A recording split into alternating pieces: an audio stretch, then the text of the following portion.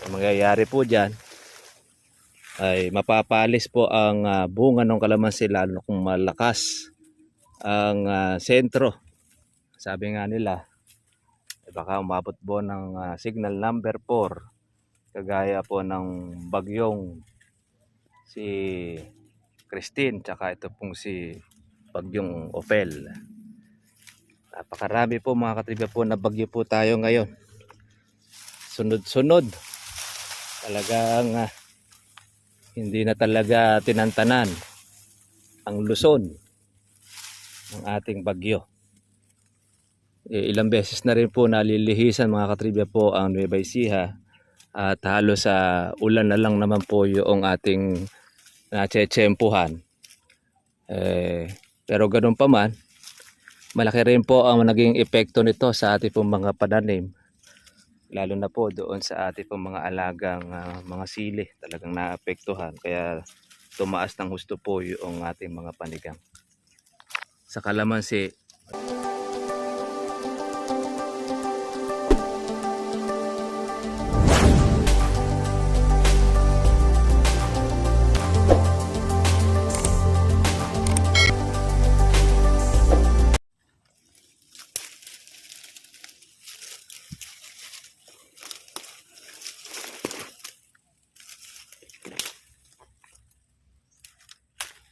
kumusta na po kayo mga katribya at welcome po sa aking YouTube channel. Ito po at naghihintay na naman po tayo uli ng panibagong bagyo. After po nitong si Opel ay meron naman po tayo uling bagyong si Pipito na kung saan ay nagbabanta. Ito po sa atin sa Central Luzon. Ngayon mga katribya, yung ating pong kalamansi, marami pa naman po mga katribya po na natira po sa atin, hindi naubos po ng ating mga kawatan. At maganda rin naman pong balita sapagkat marami na rin naman po tayo pang Disyembre. Yung mga kawatan naman natin, hindi naman nila kayang ubusin po yan. At iyanan po natin sila. Darating din po ang panahon din na iyaan ay matitiklo rin. Pero sa ating po mga katribya na kung saan ay masasalanta po ng bagyo gaya na si Opel na nanalasa sa parte ng Cagayan, Isabela, doon na naman po sila nakatumbok. Kumbaga, ginawa na pong runway ang Isabela at Cagayan ng mga bagyo. Kaya lang, itong si Pipito naman mga katribya, nagbabanta dito sa atin sa Central Luzon na kung saan ay ang tutumbukin isa ang Cabanatuan o ang Nueva Ecija. Sana naman ay wag naman na mangyayari na magkaganon, pero ganun pa man, mahirap pong pigilan po yan. Kahit ang mga Pag-asa ay abot ang bantay nila, napapasukan pa rin ng bagyo. Mas maganda nga sana do not enter na, ilagay nilang Pag-asa doon sa Pacific Ocean para din na pumasok po yung bagyo.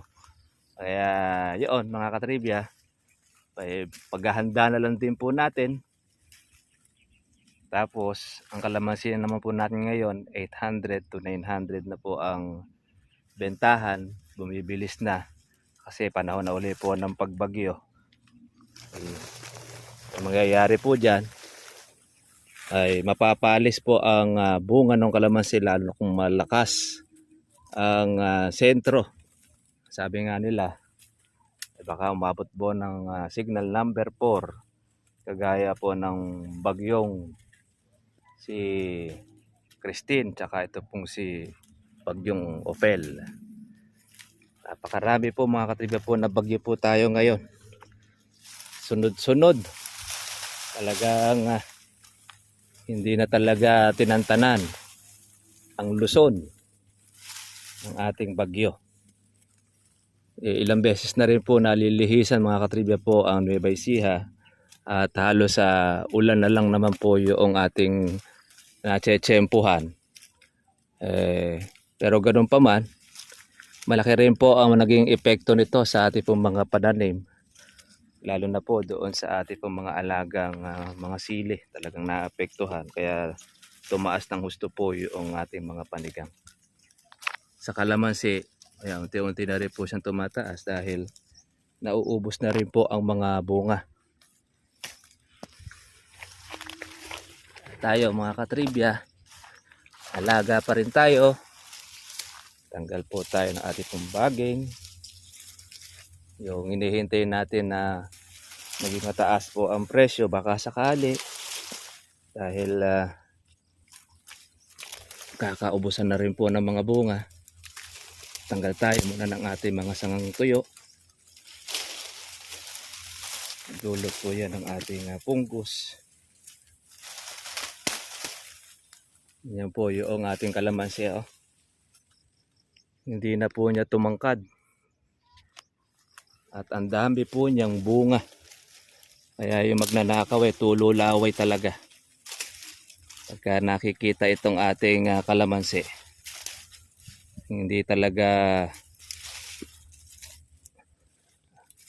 mahihindi ang hindi pitikin, lalo na kung yan talaga ay ugali ng pumitik o magnakaw, dahil sa marami po ang bunga.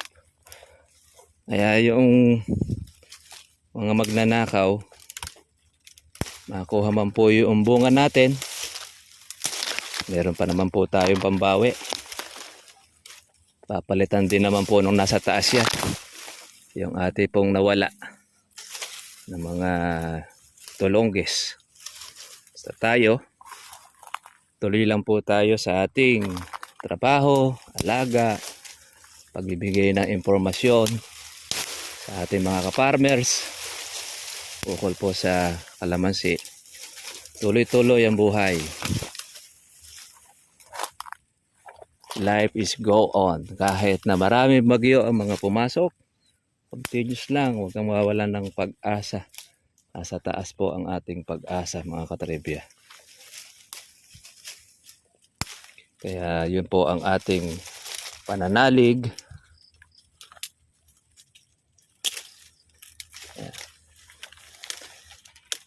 Nakamay na lang po natin.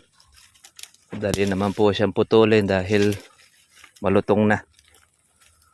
Ayan, no.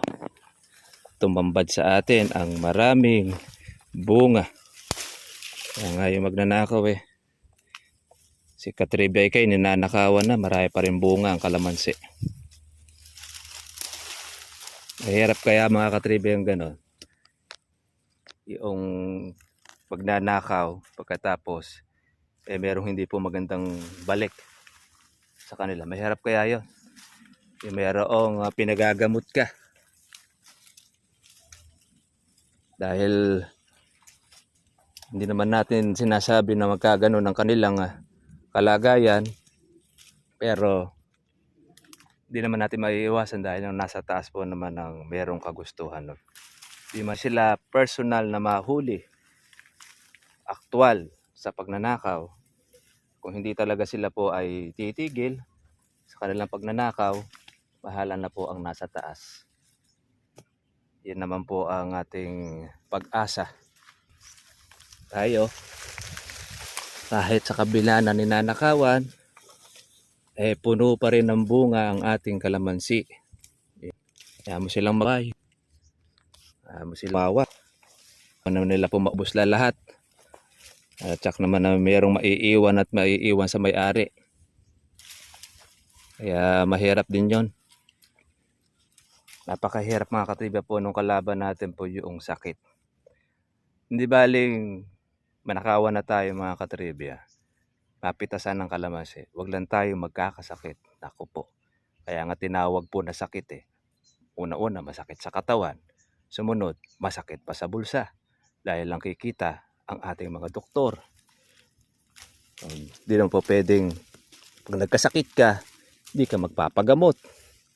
Kaya pag nagpagamot ka, automatic mangangailangan ka ngayon ng pambili ng gamot, pa-check up, pambayad sa doktor. Kaya pagpasalamat po natin dahil may itinitira pa sa atin ng ating mga magnanakaw. Hindi naman niya lahat mauubos to. Dahil yung una-una nga, tinitira naman tayo ng mga dilaw. Yung mga reject, para sa atin na daw yung reject, tayo nang bahala na mag-alis. Minsan, yun na lang po ang aming iniisip. Kasi, pagka tuturetehin natin po ang ating utak doon sa mga magnanakaw po na yan, lalo pa silang matutuwa. Pagka nakikitang naiinis ka, bubisit, lalo na pangunahin mo pa siyang followers, nanonood ng kalamansi mo, sinusubaybayan yung mga panggagawa nila ng kalokohan, tuwad-tawa yung mga yaon. Hindi naman po bago na sa amin yan, mga katribya. Matuwa sila, magalit sila, wala tayong pakialam doon sa mga magnanakaw na yan. Gawin lang natin po yung nararapat, yung ating trabaho. May awa naman po ang Panginoon. At ibabalik din sa atin yung pong mga nawala. Yung mga ninakaw nila, hindi man sa kalamansi, sa ibang bagay. Nasa tang tayo ipanalangin natin na sila ay magbago. Mag-iba ng direksyon habang maaga pa.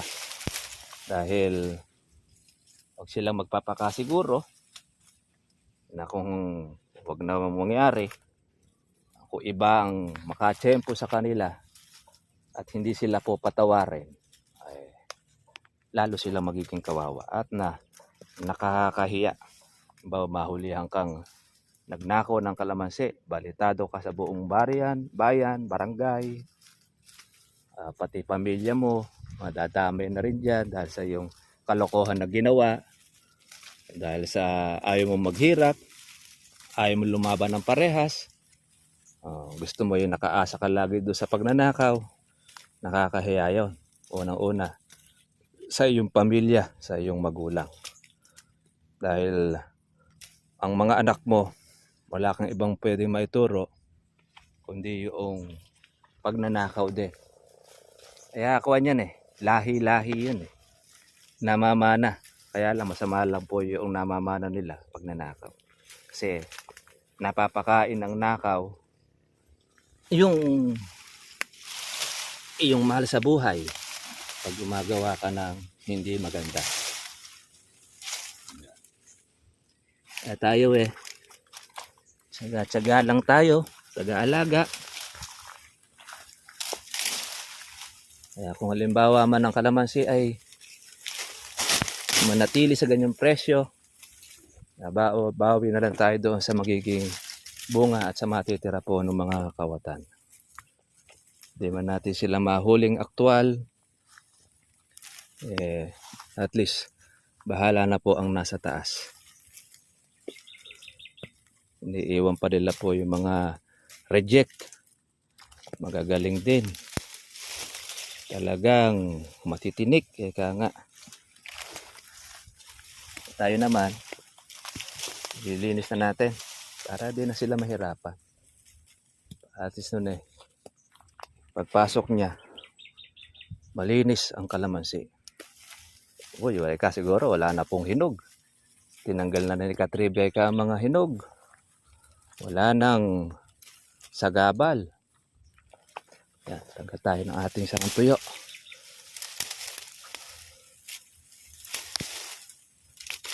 Yan mga katribya. Hanggang ngayon ay ang ate pong abono, hindi pa tayo nakakapaglagay sapagkat marami pang bunga. Di man natin masasabi na ang ating abono ay hindi makapagtatanggal po ng sangang tuyo o tinatawag natin na fungus kalamansi.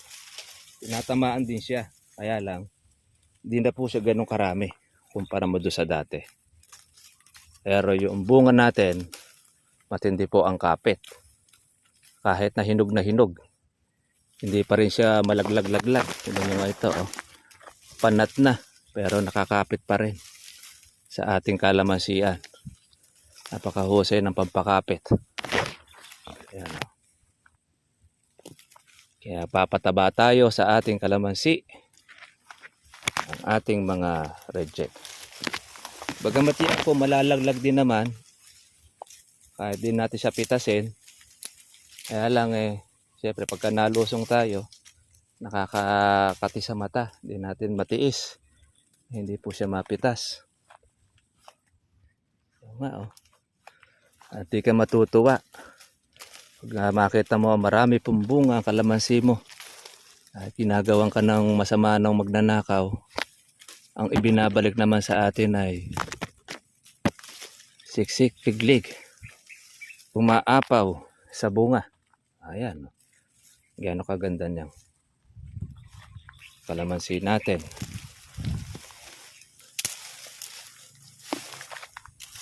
Tiyaga-tiyaga lang. Tayo mawawalan ng pag-asa. Dumating man po ang mga samot-saring mga bagyo. Lagi lang tayo mananalangin po sa nasa taas dahil siya naman po ang may kagustuhan yan. Siya ang nakakaalam ng lahat. Halimbawa, ginawang runway ang Isabela at ang Cagayan, di natin alam kung ano dahilan. Siya na lang po ang nakakaalam. No? Tayo, continuous, tuloy ang buhay. Kaya talagang nakakaawa talaga yung mga kalamidad.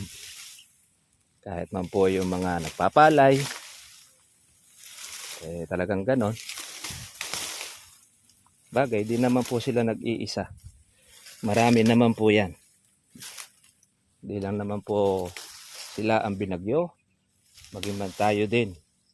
Di rin natin alam kung yung bagyong si Pipito direct na tatama sa atin. Talagang marami po ang masasalanta. Lalo dito sa atin, sa Nueva Ecija. Ang mga palay, kalamansi. Yan. Bagamat ang kalamansi natin, matibay naman po ito sa hangin. Tibay din naman itong mga katribya sa bagyo. Yan lang doon sa tubig, yun po ang kanyang kahinaan. Kapag matatanda na po ang kalamansi, hindi naman na po siya yung mamamatay pagka bumaha.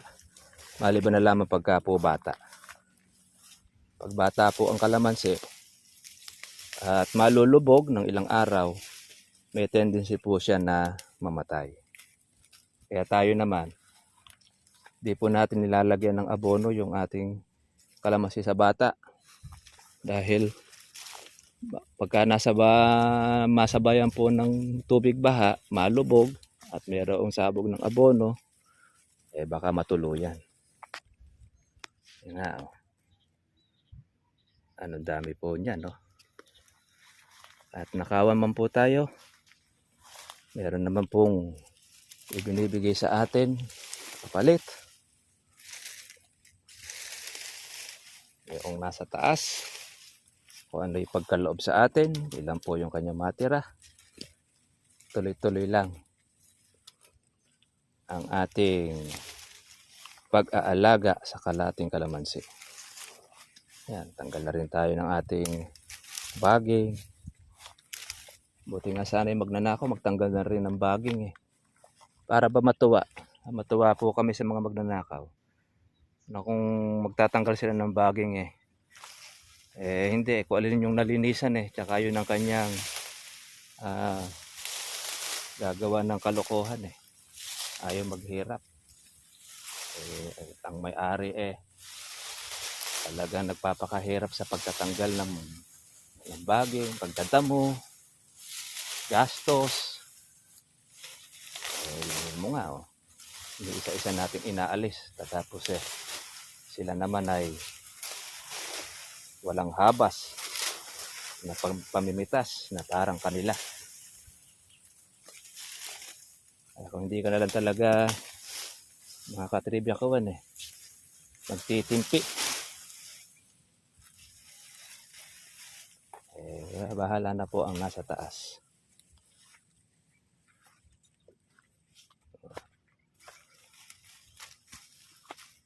Yung ating reject, ito kasi hindi na po kasi ito nabibili mga katribya po sa palengke. Ito, inaalis na po ito ng mga buyer. Ang talagang kanilang kinukuha na lang yung ganito, yung matigas na reject, pero hindi po yung mga pungkan. Kaya kami, kinukuha na lang po natin ito. Pinamamahagi, meron na ako ay mamimitas. Ibigay na lang namin sa isang lugar. Ako, tuwa po yung mabibigyan. Tapos, yun na nga, pataba po sa lupa, sa kalamansi.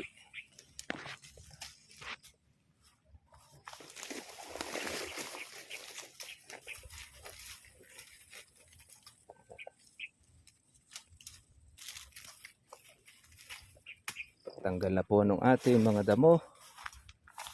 Yan. Ano tayong yung ilalim natin, daming pataba. Nalibre tayo ng ating pataba sa ating kalamansi. So, paano mga katribya? Tanghali na po pala. Kailangan na po natin mag-almusal at mananghalian. At tayo ay uuwi na. At abang-abang na lang din po tayo. Sana po ingatan lang tayo lagi. God bless po sa inyong lahat. At meron naman po tayo uli pong bagyong paparating. At nawa ay maging okay na po. At sana wag naman po matamaan ang sentro ang Nueva Ecija. Pero kung ano pa rin yung kalooban, nasa taas, siya na po ang bahala. God bless po sa inyo lahat. Kita-kita po tayo po bukas. Bye-bye.